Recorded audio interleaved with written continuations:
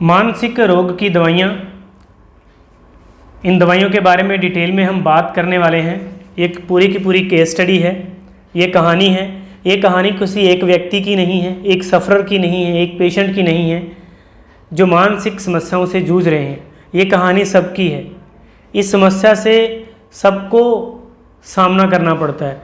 तो आप सबकी समस्या क्या है, दवाइयों के बारे में, तो डिटेल में ध्यान से इस वीडियो को सुन लो। तो जी हाँ दोस्तों, मैं Dilbag Singh, mental health counsellor. आज की इस वीडियो में आप सभी का तहे दिल से हार्दिक स्वागत है, वेलकम है। ऐसी बहुत सारी केस स्टडी है मेरे पास, और मैंने सोचा कि ये वीडियो आप सबके लिए मैं बनाऊं, आपको इसके बारे में बताऊं कि ये किसी एक की कहानी नहीं, ये सबकी कहानी है। क्या कहानी क्या है? किसी को दोस्त हैं जिनकी ये प्रॉब्लम है, मानसिक परेशानी। सबसे पहले तो दोस्तों मैं आपको ये बता दूं कि मानसिक परेशानियां कौन कौन सी, और उन सब की आप दवाइयाँ ले रहे हैं। पैनिक अटैक्स हो गए, उसकी दवाई। एंग्जाइटी अटैक्स हो गए, एंग्जाइटी घबराहट, उसकी दवाई ले रहे हैं। डिप्रेशन, उदासी, उसकी दवाई।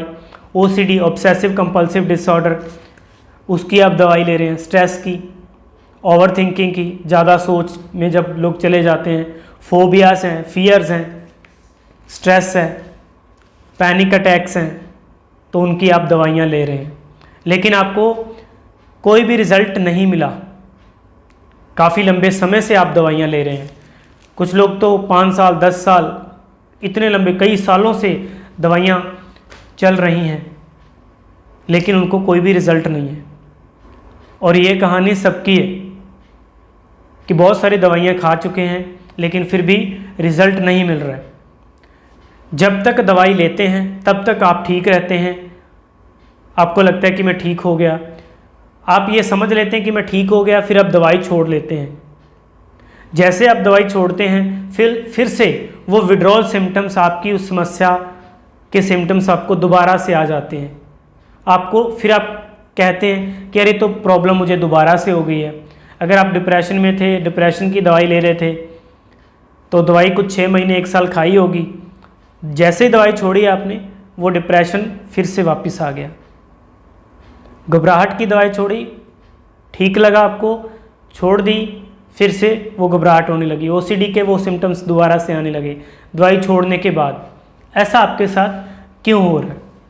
दोस्तों मैं आपको बताना चाहूँगा कि हमारी बॉडी रासायनिक बेस्ड केमिकल हार्मोन्स के ऊपर जो है वो काम करती है,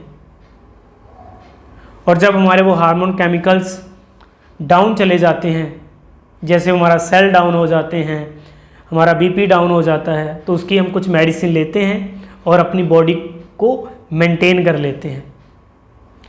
लेकिन यहाँ पर कुछ साइकोलॉजिकल प्रॉब्लम भी जुड़ी होती हैं। बॉडी के बायोलॉजिकल प्रॉब्लम के साथ साथ साइकोलॉजिकल प्रॉब्लम भी जुड़ी होती हैं, जिसका असर आपकी बॉडी के ऊपर, माइंड के ऊपर डायरेक्टली पड़ता है। तो आप समझ ही नहीं पाते, आप दवाइयाँ ही लेते जा रहे हैं, बॉडी को हील करने की कोशिश कर रहे हैं, लेकिन साइकोलॉजिकल सिस्टम क्या होता है? आपकी माइंड की कंडीशनिंग, आपके बिलीफ सिस्टम, आपके जो यहाँ पे जो इन्फॉर्मेशन, जो डेटा जो पड़ा हुआ है, ढेर सारी इन्फॉर्मेशन पड़ी हुई है, वो साइकोलॉजी है। आपकी जो जानकारियाँ हैं, आपकी जो इन्फॉर्मेशन है, आपके पास जो कंडीशन है, आपके पास जो बिलीव्स हैं, चाहे वो रिलीजियस बिलीव्स हो, किसी भी तरह का बिलीव्स हो, आपकी कुछ हैबिट्स हैं। तो आप क्या करते हैं कि जैसे आप दवाई लेते हैं तो आपको बहुत अच्छा लगता है। जैसे आप कोई एनर्जेटिक ड्रिंक ले लेते हैं तो आप एनर्जाइज हो जाते हैं, ऊर्जावान हो जाते हैं। तो इसी तरह से दवाई लेके आप एनर्जेटिक हो जाते हैं। दवाई उस केमिकल सिस्टम को पूरा कर देती है, उस रासायनिक सिस्टम को, उस हार्मोन सिस्टम को हमारी एक्टिव कर देती है। चाहे सेरोटोनिन हो, डोपामाइन हो, एंडोर्फिन्स हो, और बहुत सारे केमिकल्स हैं। उनको जब एक्टिव हो जाते हैं तो आपको ठीक लगता है, अच्छा लगता है, पॉजिटिव फील होता है। कि जैसे वो जो नशा करने वाले जब नशा कर लेते हैं, चाय पीने वाले जब चाय पी लेते हैं, तो उनको बहुत अच्छा लगता है, और जब तक वो नहीं लेते तो उनका शरीर टूटता है, परेशान होते हैं, क्योंकि उनको वो आदत लग गई है। तो इसी तरह से दवाइयाँ ले लेके आपने उनकी आदत भी लगा ली है। अब जैसे दवाइयाँ छोड़ रहे हैं, तो अब आपको दवाइयाँ छोड़ने का असर जो आपकी बॉडी पर आ रहा है, क्योंकि जो बॉडी नेचुरली अपने आप जो हार्मोन सिस्टम को, रासायनिक सिस्टम को, केमिकल सिस्टम को एक्टिव कर सकती थी, अब उसने वो काम करना बंद कर दिया। बॉडी ने वो रासायनिक केमिकल सिस्टम को, हार्मोन सिस्टम को एक्टिव करना, खुद से एक्टिव करना बंद कर दिया है। दवाई दोगे तो एक्टिव करेगी, नहीं तो नहीं करेगी। क्यों? क्योंकि उसने सीख लिया है। अब बॉडी की कंडीशनिंग हो गई है, उसने इस तरह से सीख लिया है कि मुझे वो मिल जाता है, बाहर से डोज मिल जाती है तो मेरा वो पूर्ति हो जाती है केमिकल सिस्टम की। लेकिन बॉडी सुन्न हो गई है, उसने अपने खुद से काम करना बंद कर दिया है।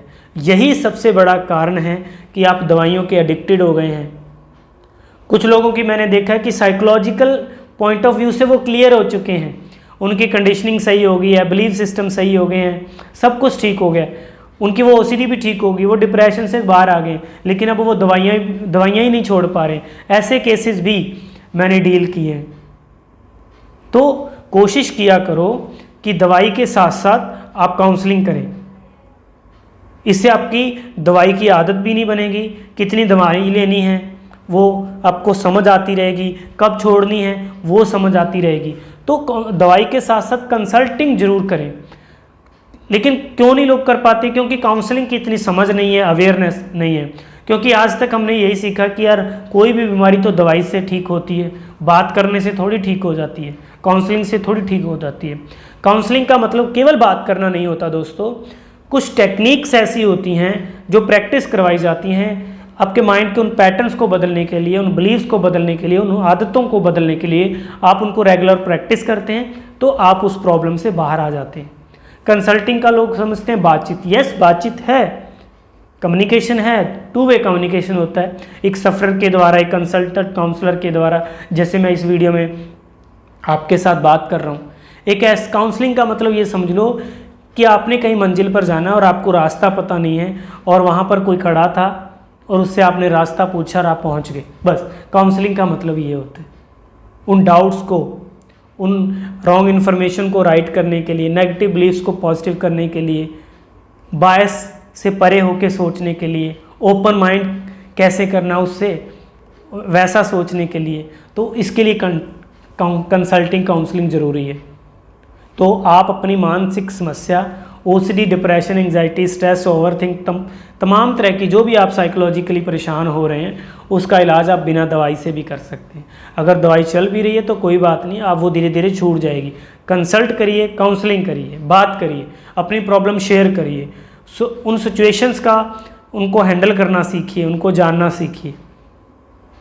तो यही सबसे बड़ा प्रॉब्लम है कि आपकी बॉडी ने काम करना बंद कर दिया, वो दवाई के सहारे चलने लगी है। कि जैसे एक नशेड़ी का शरीर नशे पर चलता है, इसी तरह से आपकी दवाई पर, आपका शरीर भी दवाई पर चल रहा है।